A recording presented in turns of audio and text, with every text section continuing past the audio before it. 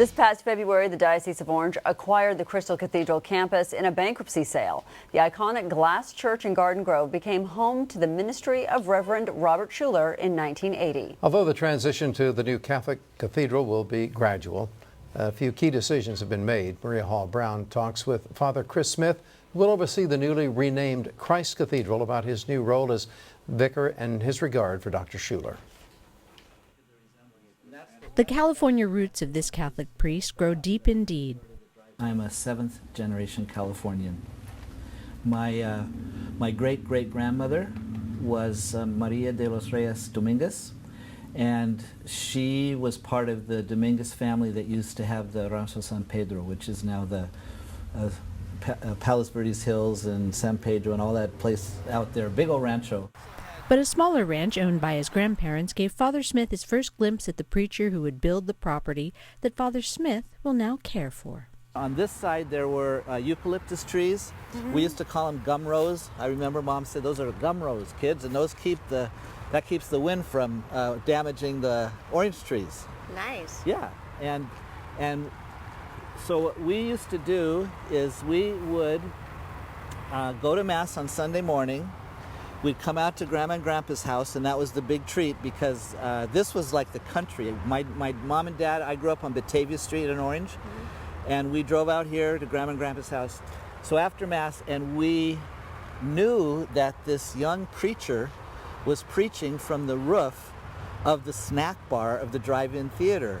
Yeah. And there's all these cars there with speakers in them listening to the guy preach. And the night before, there's all these people listening to the movie that was playing on the screen. And as kids, we thought this was so cool. I mean, unbelievable. It was unbelievable, yeah. The drive-in congregation moved here in 1980, but with the recent Catholic Diocese of Orange purchase of the property, Father Smith will soon be responsible for this house of worship with a view to the heavens.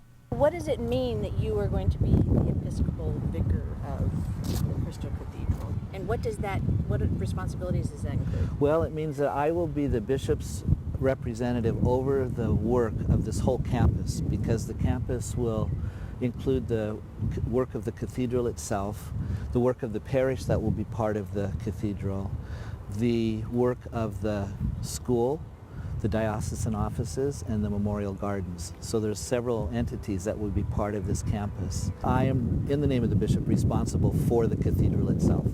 So he is ultimately responsible for everything, but I'm his person on site and on the boards and those kinds of things. As things transition from the legacy of the Crystal Cathedral to the future of Christ Cathedral, a chance encounter seems to have been heaven sent for Father. The opportunity for you to meet Dr. Schuller, yes, was a very impactful one for you. It was very powerful. I got to meet him at an event a couple of weeks ago, and I was introduced to him as the cathedral vicar, the person who will be overseeing the work of the church here eventually. And we were out, and there was a group of people around, and Dr. Schuller, I remember him saying this, and he was just looking right there at me, and he says, I built the cathedral for Christ. He said, I always wanted the cathedral for Christ. Then he said, and I know with the Roman Catholic Church, it will be for Christ forever. And I thought, oh wow, that's very powerful. I mean, coming from the man who built this place, and the real depth of his heart of wanting this place for Christ. And he had a personal message for you too. Oh, he did. Interesting you say that, because oh my gosh, I took that away with me. Yes, yeah. In fact, I wrote it right down. There's these books on the table. I wrote it right down, so I would never ever forget it. Indeed.